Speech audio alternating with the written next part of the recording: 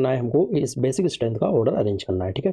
तो इनकी नंबरिंग यहाँ पर दी गई है, ये फर्स्ट है, ये सेकंड है नाइट्रोजन, ये थर्ड है और ये फोर्थ है और ये फिफ्थ है। ओके, तो अब देखो इसमें डिसाइड कैसे करना है, ये बहुत ही क्रिटिकल टाइप का क्वेश्चन होता है। सबसे पहले तो आपको ये ऑर्डर मैंने यहाँ पे एक बनाया है, ये क्लियर होना चाहिए। सबसे पहले जो सबसे ज़्यादा बेसिक होगा वो होगा आपका कौन, फ्री लोन पेयर, ठीक है। अभी मैं समझाऊंगा फ्री लोन पेयर से क्या मतलब है। दूसरा, उससे कम बेसिक कौन होगा, non conjugated sp2 loan pair, ठीक है। यानी ऐसा लोन पेयर जो sp2 नाइट्रोजन पे हो, नॉन कॉन्जुगेटेड हो। सबसे कम बेसिक कौन होगा, कॉन्जुगेटेड लोन पेयर, ठीक है, जो कि किस पर हो, sp2 या sp3 बट कॉन्जुगेटेड हो। More conjugation less basic lone pair, ठीक है। ज़्यादा कॉन्जुगेशन होने से क्या होगा, लोन पेयर जो होगा इलेक्ट्रॉन्स का वो बेसिक नेचर कम शो करेगा, ये आपको पता होना चाहिए, ठीक है। अब देखो इसको अरेंज करना शुरू करते हैं। तो सबसे पहले अगर मैं आपसे बात करूं इस वाले नाइट्रोजन की, तो ये है sp2 और एक ये है sp2, ठीक है। दो sp2 यहाँ पर नाइट्रोजन हमने फाइंड कर लिए। अब इसमें अगर आप देखो तो यहाँ पर एक लोन पेयर है इस तरीके से, ठीक है। ये बेसिक नेचर शो करेगा, ये वाला लोन पेयर। अगर मैं इसको इस तरीके से बना देता हूँ, ये ठीक है। तो देखो यहाँ पर अगर ये वाला लोन पेयर है इस वाले नाइट्रोजन का, इस तरीके से कॉन्जुगेट करेगा तो ये यहाँ पर आएगा तो और ज़्यादा नेगेटिव चार्ज क्रिएट होगा। तो यहाँ पर सबसे ज़्यादा जो बेसिक होगा वो होगा फोर्थ वाला, ठीक है। उससे कम फर्स्ट।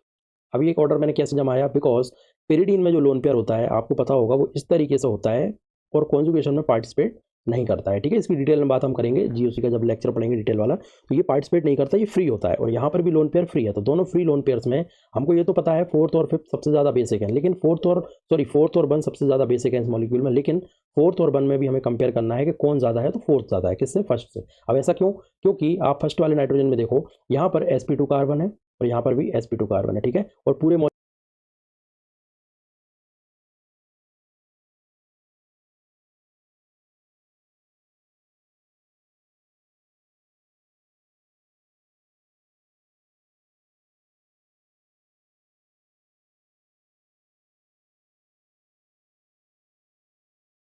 कॉन्जुगेशन में भी वो पार्टिसिपेट डेफिनेटली इस तरीके से कर रहा है, लेकिन सिर्फ एक रेजोनेंस स्ट्रक्चर बनेगा, यहाँ पे आएगा वापस जाएगा, तो उसके बाद है फिफ्थ, ठीक है।